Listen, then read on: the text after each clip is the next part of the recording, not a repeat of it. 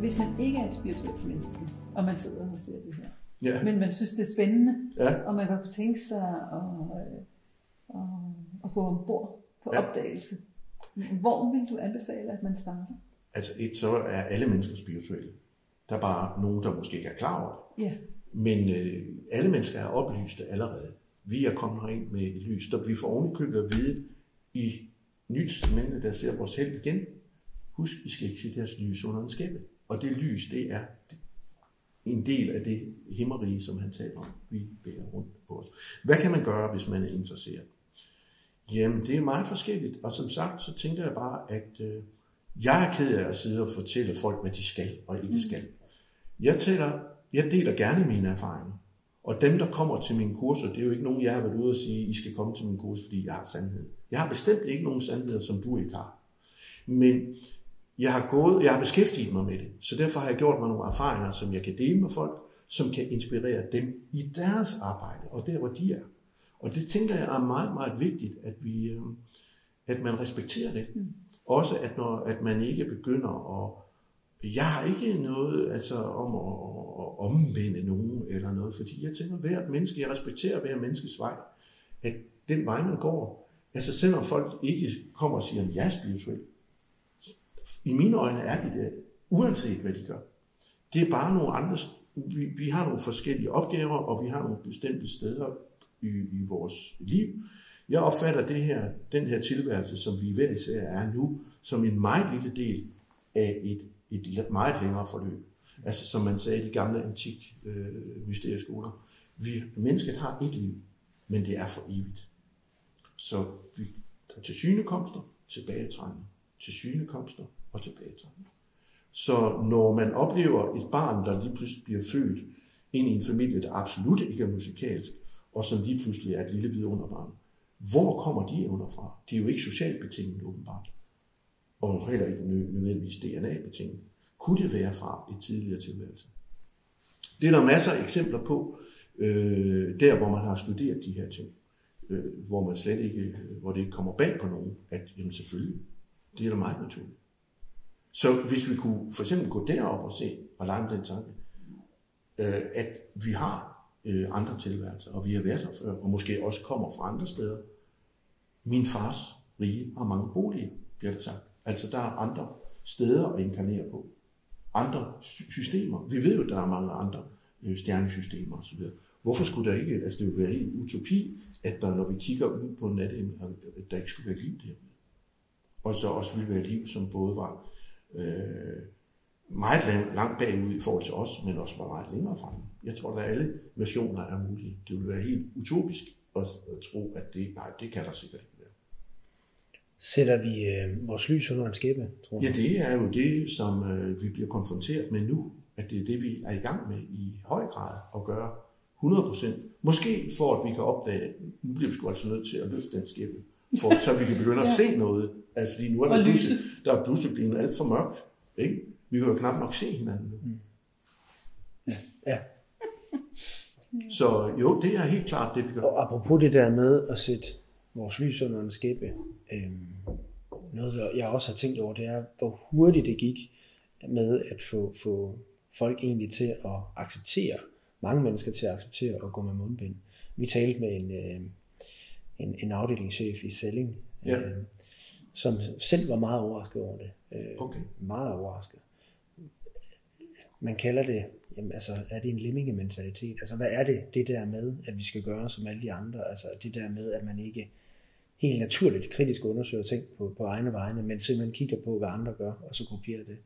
Hvad er det for en mekanisme? Ja, det element er selvfølgelig også. Men jeg tror også, der er rigtig mange mennesker, som gør sig sine tanker.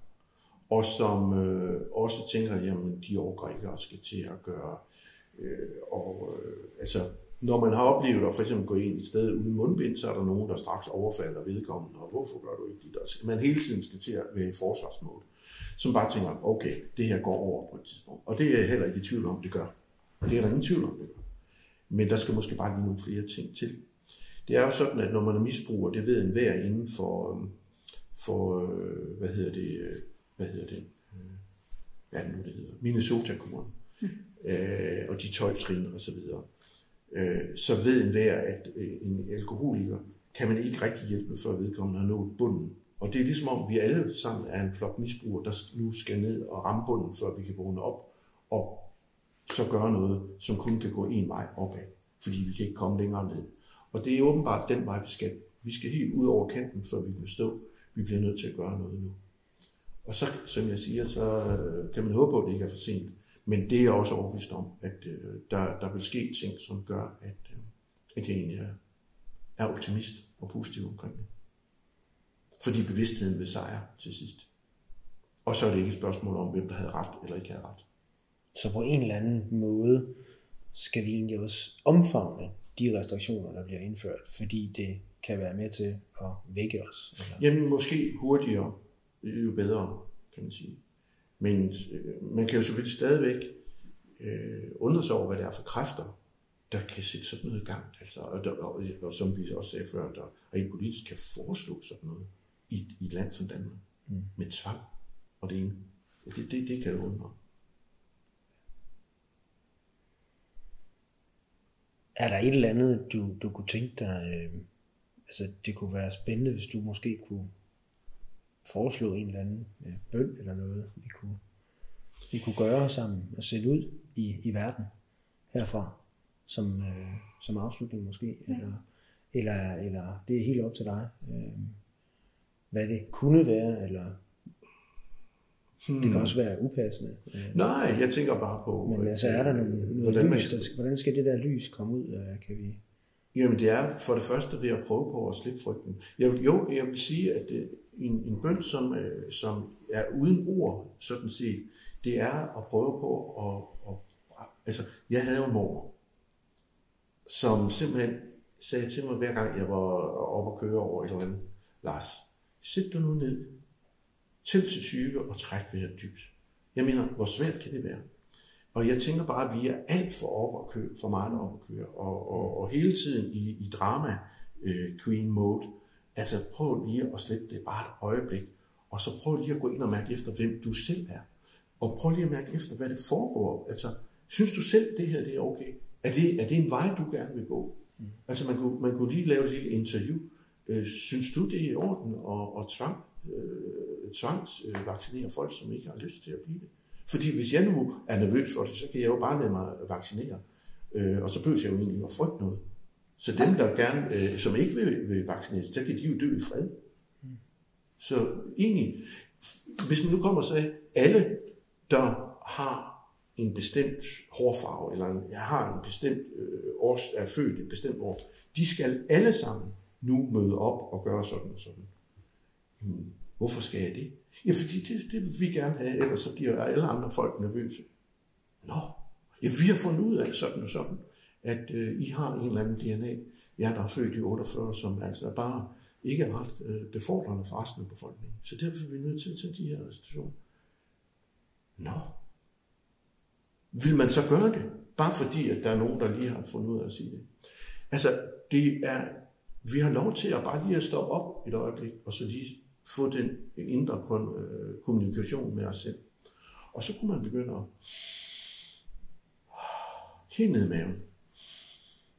Dybere her. Altså fuldstændig som man gør i enhver form for katastrofe, så vil der komme en ekspert i det og sige, sæt dig ned, træk lige vejret her, fru Jørgensen. Nå. Der er ikke noget revolutionerende i det. Det er bare noget, vi glemmer i farten. At være til stede i det, vi nu er i. Og inden vi lader frygten køre af med os, og så er vi emotionelle, og så kører vi helt op. Sæt dig nu ned. Altså, hvad er det her, det handler om? Hvad er det for noget? Altså, at vi lige går ind et øjeblik, og bare lige er nærværende i situationen. Finde ud af, jamen herregud, ja. Altså, jeg tror, at de fleste modne mennesker, der har levet nogle år, de vil finde ud af, at det, der var en katastrofe for 20-30 år siden, det er nu bare nogle små ting, der skal overstås, fordi det skal løses, og det løser vi så. Altså, at tingene egentlig, man begynder at få nogle erfaringer, der gør, at man er så moden, at man kan overskue tingene, og man lige kan gå op i svarenes verden og sige, okay, fint, så er det heller ikke værre. Det løser vi. I stedet for bare hovedløst og det er jo det, der er sket, at vi i alt for høj grad har tilladt, at vi bare er en flok hovedløse høns, der render rundt som nogle nokker får. Og derfor bliver vi lidt manipulerbare. Og det synes jeg ikke, vi skal tillade. Men det er selvfølgelig, det står enhver frit for. Det er jo et frit land, vi lever i. Helt sikkert. I hvert fald så længe epidemiloven ikke bliver vedtaget.